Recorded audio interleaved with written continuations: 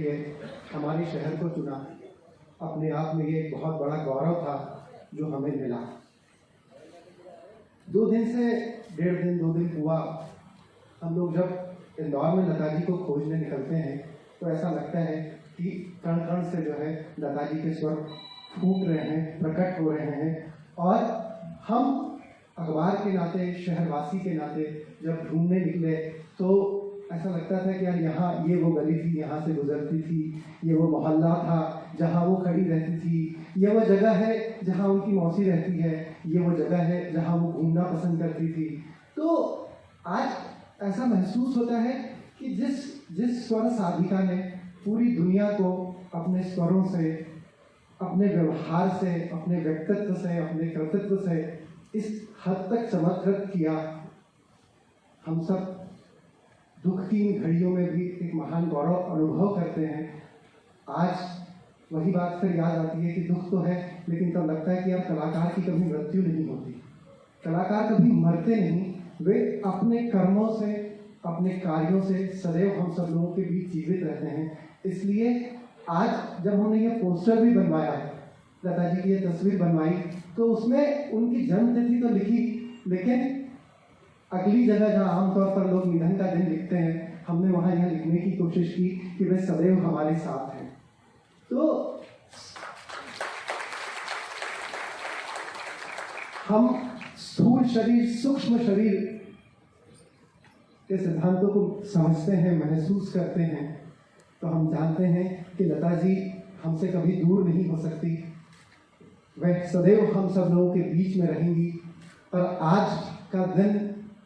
दैनिक भास्कर परिवार को, इंदौर शहर को, इंदौर की ये सब जितने भी साथी हम सब लोग यहाँ इकट्ठे हुए हैं, ऐसा लगा कि आज बहुत दिन ज़रूर है कि हम पूरा परिवार बैठें और कुछ पल जो है लता जी के नाम रखें, उनको याद करें, उनकी चीज़ों को, उनके वाइब्रेशंस को, उनकी सकारात्मकता को, उनके व्यक्तित्व और कृतित्व को महसूस करने की कोशिश करें।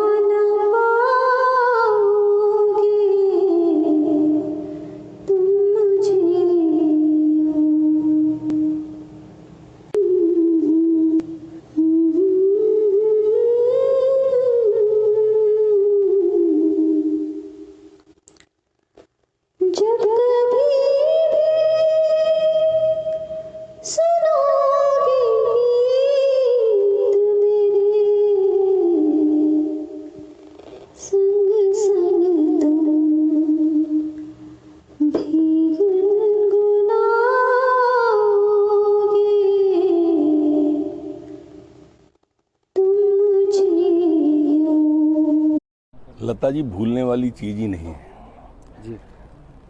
जो माँ सरस्वती का उन पर वरदहस्त था और जो सुरीली आवाज उनकी थी, और उस आवाज ने जिन शब्दों से जिस तरह से जीवन को ढाला है और उन्होंने अपना जीवन जिस तरह से जिया है वो अमर हो गई। और इसलिए माननीय मुख्यमंत्री जी ने भी यहाँ पर संगीत अकादमी की उनका संग्रहालय, पूरे जीवन पर्यंत जो गीत उन्होंने बनाए, जो गीत उन्होंने गाए, वो सभी उस संग्रहालय में भी रहेंगे, महाविद्यालय में रहेंगे। उनकी प्रतिमा स्थापित करके अपने इंदौर की बेटी थी, उनकी याद को अक्षुण्ण करने का एक सफल और सार्थक काम माननीय मुख्यमंत्री जी ने किया है। आज उनके चरणों में विनम्र श्रद्धांजलि अर्पित की है। मन भावुक है।